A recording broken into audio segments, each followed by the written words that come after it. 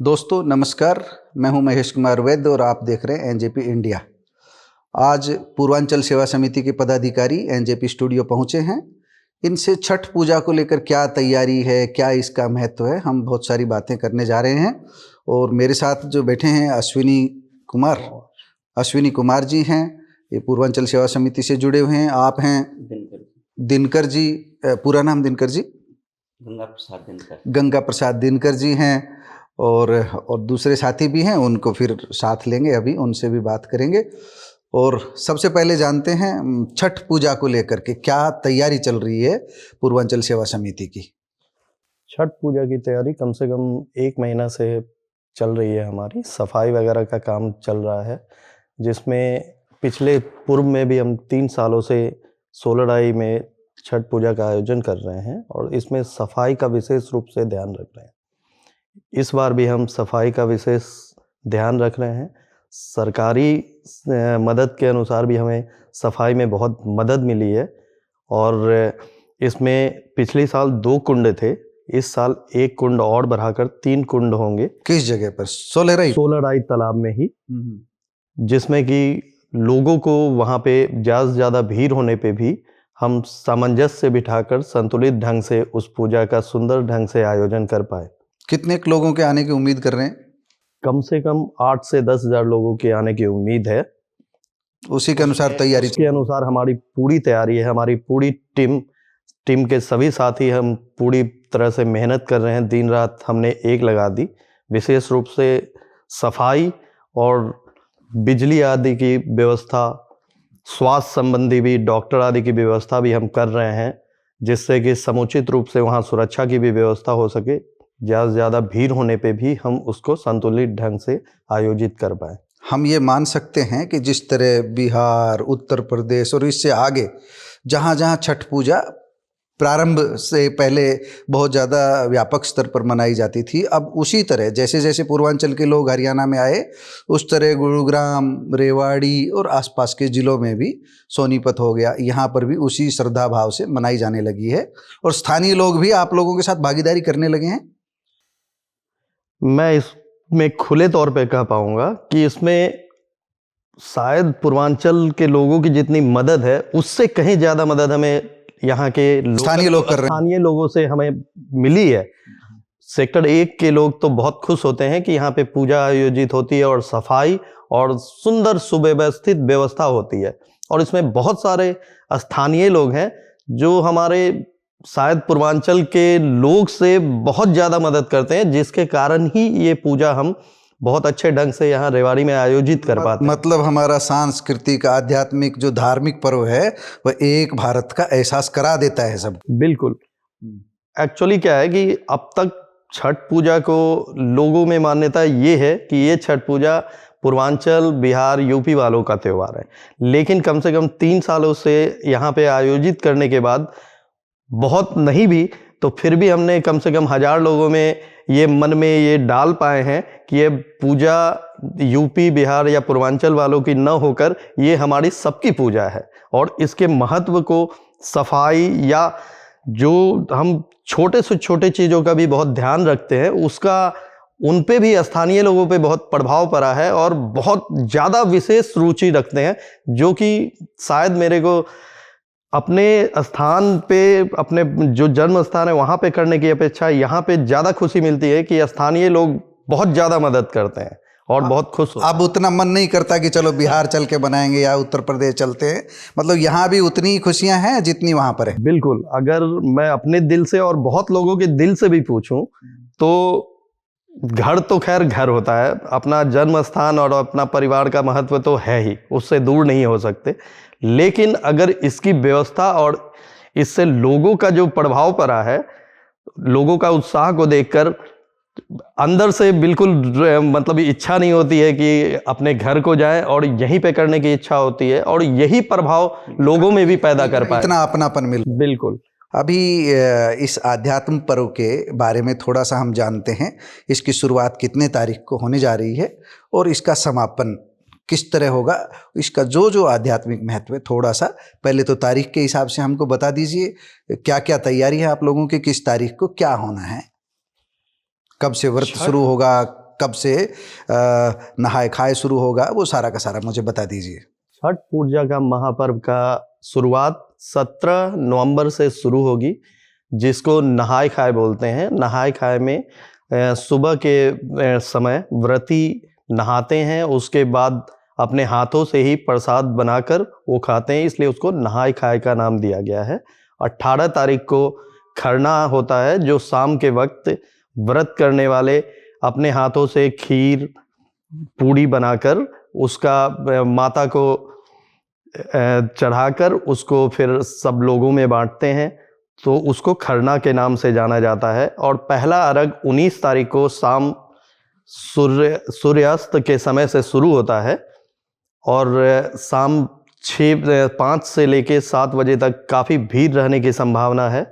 और 20 तारीख को सुबह सूर्योदय के समय अर्घ्य दिया जाता है, उसके साथ इसकी समाप्ति हो जाती है 20 तारीख को।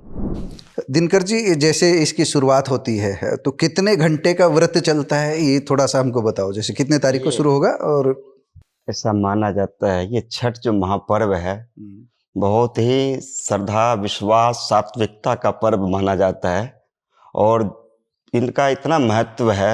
यदि अपने भारतीय सभ्यता संस्कृति में जो इनका इतना विशेष महत्व है, बहुत सारे देवी देवताएं हैं और ये साक्षात सूर्य भगवान का पूजा होती है। और शाम के समय डूबते हुए सूर्य का अर्घ्य दिया जाता है और सुबह में उगते हुए सूर्य का अर्घ्य दिया जाता है। जिंदगी में हर एक चीज़, 2 चीज़ें उगते हुए सूरज को जो अर्घ्य देना है वो कितने तारीख को देना है? वो है 20 तारीख को। 20 को। और अस्ताचलगामी सूरज को जो अर्घ्य देना है वह 19 तारीख को देना है। जी जी जी। अभी हम जो बात कर रहे थे, जैसे उत्तर भारत में जो दिवाली का महत्व है, हम ये कह सकते हैं कि पूर्वांचल के लोगों के लिए, पूर्वांचल के लिए दिवाली के साथ साथ छठ पूजा का भी उतना ही महत्व है। बिल्कुल बिल्कुल विशेष महत्व, उससे कहीं ज्यादा मानते हैं छठ पूजा को। जी जी जी जी। तो बाजार में विशेष रूप से क्या खरीदारी होती है छठ पूजा के लिए? ये मौसम परिवर्तन होता है, वैज्ञानिक दृष्टिकोण से भी देखा जाता है। अपना ये गर्मी के बाद शरद ऋतु का शुरुआत होती है और शरद ऋतु में जितने भी अपना नेचुरल तरीके के फल फ्रूट्स जो भी आते हैं उन सब को खरीदा जाता है और उन सब की इस पर्व में विशेष महत्व हम ये कह सकते हैं कि हमारे सनातन ऋषि महर्षि जो हुए, उस समय के जो वैज्ञानिक हुए, उन्होंने इस पर्व को प्रकृति के साथ जोड़ा, प्रकृति के साथ मनुष्य जुड़े, प्रकृति का संरक्षण करे, प्रकृति की रक्षा करे, जल संरक्षण करे, सब चीज़ों से, तो वो संदेश मिलता है। बिल्कुल बिल्कुल, वास्तविक संदेश यही मिलता है। वास्तविक संदेश यही मिलता है। धन्यवाद दिनकर जी। हमारे साथ अब नई टीम बैठ चुकी है और हमारे साथ हैं, क्या नाम? मंगलदेव शर्मा। मंगलदेव शर्मा जी हैं और राजेश श्रीवास्तव जी है। इन दोनों को कमी खल रही है। ये मिश्रा जी, क्या नाम है आपके प्रवक्ता? ये भगवान मिश्रा जी को याद कर रहे हैं कि हमारे प्रवक्ता भी साथ होते तो अच्छा रहते। हम प्रवक्ता की हाजिरी लगाते हैं, आपको मान लेते हैं, आप प्रवक्ता के भी आप पर ही बोल दीजिए। आप अभी हमको बताया भारतीय संस्कृति से जिस गहराई से जुड़ा जो पर्व है, तो अभी इसमें पुरुष प्रधानता रहती है, महिलाएं व्रत करती है या पुरुष भी करते हैं? ये सनातन धर्म की एक बहुत महत्वपूर्ण पूजा है जी, और ज़्यादा विशेष करके औरतें ज़्यादा करती है, बट धीरे धीरे मर्द भी इनमें इन्वॉल्व होने लगे। जब शुरू में था तो औरतें ज़्यादा करती थी, अभी पुरुष भी कर रहे हैं, पुरुष भी करने लगे हैं। और यह पूजा एक, समझ लीजिए कि उगते हुए सूर्य की तो दुनिया पूजा करती है, ये अस्ताचलगामी की भी करते हैं, बट ये एक ऐसी पर्व है जिसमें डूबते हुए सूर्य की पूजा करते हैं। और लोगों का थोड़ा सा अंधविश्वास है कि ये पूर्वांचल की पूजा है। अगर देखा जाए तो पूरे विश्व की पूजा है। जहाँ जहाँ लोग भारतवासी रह रहे हैं वो समझते हैं इस चीज़ को कि सूर्य भगवान की पूजा हर कोई करता है, बट एक ऐसा है कि एक ये डेडिकेट डेट के आधार पे किया जाता है और बहुत ही दिल से लोग समर्पित रहते हैं। और हम लोगों का भी यही विश्वास होता है कि आसपास जितने भी लोग हैं, चाहे हम दुनिया के किसी भी क्षेत्र पे करें, उनकी सहयोग मेरे लिए बहुत जरूरी है। ये हरियाणा वाले, रेवाड़ी वाले कितना साथ देते हैं, कितना सहयोग देते हैं। इन लोगों के सहयोग के बिना तो ये संभव ही नहीं। बढ़िया मदद करते हैं। बढ़िया मदद करते हैं। और ये जान लीजिए कि जैसे आप लोग हैं, बड़े बड़े लोग भी यहाँ हैं जो जहाँ हम करते हैं उसके आसपास के निवासी हैं, उन लोगों का सहयोग अगर नहीं हो तो हमारे लिए संभव नहीं है। तो जैसे दीपावली पर हम गन्ना वगैरह या इस तरह का कुछ जो कोई अलग अलग पौधा लेकर आते हैं, छठ से भी जुड़ी कुछ ऐसी परंपराएं हैं जिनमें कुछ खरीद, विशेष रूप से कुछ ऐसी खरीदारी होती है जो हर परिवार खरीदता है। बिल्कुल, छठ पूजा पे भी हम लोग गन्ने की पूजा करते हैं। जिस तरह से यहाँ के लोग दिवाली पे छठ गन्ने की पूजा करते हैं, उसी तरह से हम लोगों का पूजा छठ के उपलक्ष्य में गन्ने को खरीदारी करते हैं, पत्ते वाली गन्ने को जो खरीदते हैं। और जब सूर्यास्त के समय जब अर्घ दे के घर पे पहुंचते हैं तो वहाँ पे हम लोग गन्ने को खड़ा करके और उनकी पूजा करते हैं। मतलब प्रकृति पूजा, प्रकृति से जुड़ा। हाँ। जो वहाँ पे घर की बनी हुई पूरी, ठेकुआ बोलते हैं। क्या क्या पकवान बनते हैं? ठेकुआ थोड़ा ठेकुआ का व्याख्या हमारे यहाँ मेरे ख्याल से जो खास्टा होती है, शक्कर पारा जो होता है गुड़ से और आटे से जो बनता है उसी तरह है। तो ये गुड़ से बनती है। मुझे इसलिए ध्यान है कि मेरे यहाँ जब मैं दैनिक जागरण में था तो मेरे पास 2 बिहार के साथी रहते थे।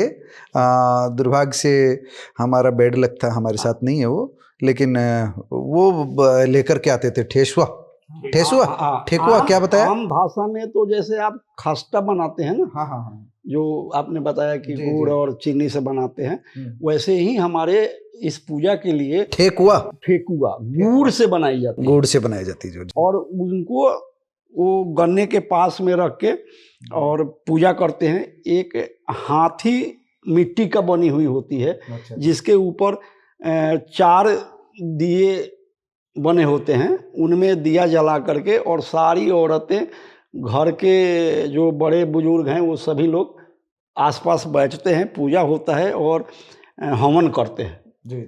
और हवन समाप्ति के बाद में फिर उसकी रात भर उसको निगरानी रखते हैं। फिर सुबह में वो सारे को इकट्ठा करके और घाट पे ले जाते हैं, जिसको हम बोलते हैं कि उसको गंगा में समर्पित करना, विसर्जन करना। तो गंगा तो ये आसपास है नहीं, बट तालाब में जहाँ हम पूजा करते हैं वहाँ पे इनको समर्पित, प्रतीकात्मक जो है वो किया जाता है। राजेश श्रीवास्तव जी, अभी आप सुन रहे हैं, सारे साथियों ने बहुत कुछ बताया। खरना, आम भाषा में हम ये जानना चाहते हैं खरना क्या है, ताकि हमारे यहाँ के जो हरियाणा के लोग भी वो भी अच्छे से जान सके, राजस्थान के लोग भी जान सके, जो हमारे चैनल को देखते हैं सुनते हैं वो जान सके, जो एनजेपी से जुड़े सब्सक्राइबर है उन तक आपका संदेश पहुँच चुके। खरना क्या है? खरना ये है कि जो 24 घंटा व्रत करने के बाद से नहाए खाए से लेकर के खरना तक के बीच में जो व्रती होते हैं वो व्रत करते हैं। उसके बाद से शाम के टाइम में गुड़ और चावल का खीर की तरह बनाते हैं, जो सबको प्रसाद के रूप में भी बांटा जाता है, और वही प्रसाद भी पकवान भी। तो उसी को उस टाइम में, मतलब त्रेता युग में भी अगर भगवानों ने किया है, ऋषि मुनियों ने किया है, तो उसी चीज को पकवान उस टाइम में उन्होंने बनाया। तो वही परंपरा आज भी चलते आ रहा है। उसी को शाम को प्रसाद के रूप में वो खुद भी लेते हैं, और वो जो बचा हुआ प्रसाद है बाकी लोगों में भी बांट दिए जाते हैं। थोड़ा सा पूर्वांचल सेवा समिति के बारे में, कब गठित की, कितना समय हो गया, कितने वर्ष हो गए, और कब क्या क्या आयोजन हुए विशेष रूप से जो पूर्वांचल के लोगों को जोड़ पाए आप, पूर्वांचल से जुड़े लोगों को? पूर्वांचल सेवा समिति को 6 साल हो गए, जिसमें 6 साल में सबसे पहले हमने अनाज मंडी में इसका एक सबसे पहला हमने छठ पूजा किया था, तो वहाँ भी बहुत अच्छा हुआ था। उसके बाद से हमने स्थान लिए सोलराई में 3 साल कंप्लीट कर लिए, 4था साल ही ये हम कर रहे हैं। बीच में हम सरस्वती पूजा का भी आयोजन करते हैं, जिसके जरिए बाकी लोग सरस्वती भगवान को हम भी इसलिए मानते हैं कि थोड़ा सा ज्ञान से, बुद्धि से रिलेटेड है, तो उन भगवान को भी हम पूजते हैं। और लगातार हम इस चीज़ को हम बाकी संगठन के लोग करते हैं, लेकिन उससे पहले बाकी जो लोग घर नहीं जा पाते हैं, उत्तर प्रदेश, बिहार, झारखंड, बंगाल, इन जगहों के लोग हैं जो घर नहीं जा पाते, तो हमसे पहले ही पूछना शुरू कर देते हैं कि इस बार आप आयोजन कर रहे हो कि नहीं कर रहे हो। क्योंकि उससे पहले अगर नहीं होता था तो लोग काफ़ी परेशान होते थे। घरों में अपना छोटा सा एक तालाब टाइप से बनाते थे, गमले में पानी रखते थे, वहाँ पे सारी पर्व का रूप नहीं बन पर्व का पाता रूप था। अब नहीं सामूहिक बन- रूप से जब अब करने लगे तो सामूहिक पर्व का रूप रूप से- होने लगा है जो। तो उन लोगों के अंदर भी बहुत खुशी है कि एक जगह इकट्ठा होकर के सब लोग करते हैं, तो उससे बड़ी खुशी मिलती है। हमने छठ पर्व के बारे में सारी बातें विस्तार से सुनी है पूर्वांचल सेवा समिति के पदाधिकारियों से। मैं आपको ये बता दूं कि भारत में अलग अलग लोगों की अलग अलग मान्यताएं हैं, अलग अलग आस्थाएं हैं। हर आस्था के पीछे उस पराशक्ति को जानने की मनुष्य की जिज्ञासा रही है, समझने की मनुष्य की जिज्ञासा रही है। आध्यात्म को लेकर जब हम बात करते हैं तो बहुत अलग अलग धाराएं हैं। सबका एक ही लक्ष्य होता है कि किस तरह मानवतावादी दृष्टिकोण अपनाया जाए, किस तरह मनुष्य मात्र के बीच सामूहिक सहभागिता की भावना बढ़े। इसी सोच को लेकर पूर्वांचल सेवा समिति भी आगे बढ़ रही है। आप सभी को हमारी तरफ से बहुत शुभकामनाएं। छठ पूजा की अग्रिम शुभकामनाएं। आपका पर्व शांति से, उल्लास से मने, यही हम एनजेपी के मंच से आपके लिए शुभकामनाएं करते हैं। बहुत बहुत धन्यवाद। आप एनजेपी स्टूडियो पहुंचे, आप सभी का बहुत बहुत धन्यवाद।